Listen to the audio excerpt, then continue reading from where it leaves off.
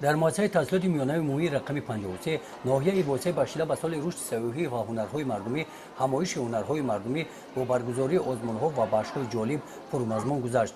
این چرابینی برای بلند برداشتن حس خوششناسی نوجوانان و جوانان از نمایش هنرهای مردمی شروع گردید.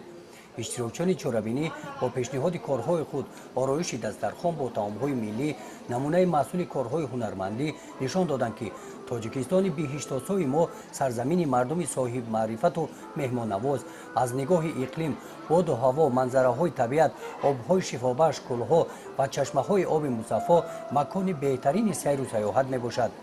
بهاره عزت‌الله و این همسنفانش هنری رسامی دارند. با آزمون رسم بهترین بهاره از خیال خود رسم سیاه را با منظره کوهستان پیشنهاد می‌نماید. من رسامی را خیلی دوست می‌دارم. وقتی که من بودم من این کسب رو از پدرم آموختم. وقتی که پدرم نشسته رسم می‌کشید و من رفته در نزد او نشسته رسم‌های تصویر کرده او را تصویر می‌کردم.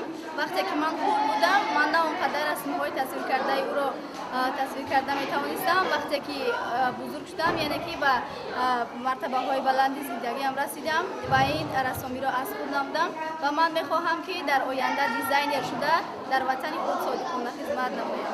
در این مؤسسه تعلیمی در قطار آموزش هنر رسامی خوانندگان هنرهای دیگر مردمی را از خود می‌نمایند. در محفل دوزندگی اعضایان محفل به شغل‌های گوناگون فرا گرفته شدند. این گلدوزی‌ها محصول کارهای خوانندگان میباشند. در مسئولیت 28 تا دختره که ما اشتراک میکنن، بند بافی میکنن، جلوهی بافی میکنن، کشت دوزی میکنن. ذوق خوانندگان توجه خیلی زیاد دارن به این کسب‌های هنرهای ملی. خیلی ذوق حواسشون زیادتر است.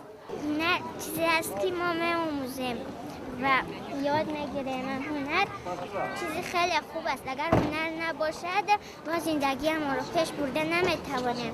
اگر هنر باشد ما زندگی ما را خوب پیش برده میتوانیم. همین گونه همایش هنرهای مردمی در سن حولی مؤسسه تحصیلات میانه عمومی رقم 61 با اشتراک همه مؤسسه‌های تعلیمی ناحیه دایر گردید. در کنفرانس علمی ادبی که بخشیده به سال رشد سیاحی و هنرهای مردمی با دستگیری شعبه معارف ناحیه دایر گردید، فعالیت پرثمر محفل‌های هنرآموزی مؤسسه تحصیلات میانه عمومی رقم 53 و دیگر مؤسسه‌های تعلیمی ناحیه قید کرده شدند. در این چهاربینی از نام شعبه معارف ناحیه غالبان و اشتراکچیان فعال چهاربینی‌ها بخشیده به سال رشد سیاحی و هنرهای مردمی با افتخارنامه‌ها قدر کرده شدند.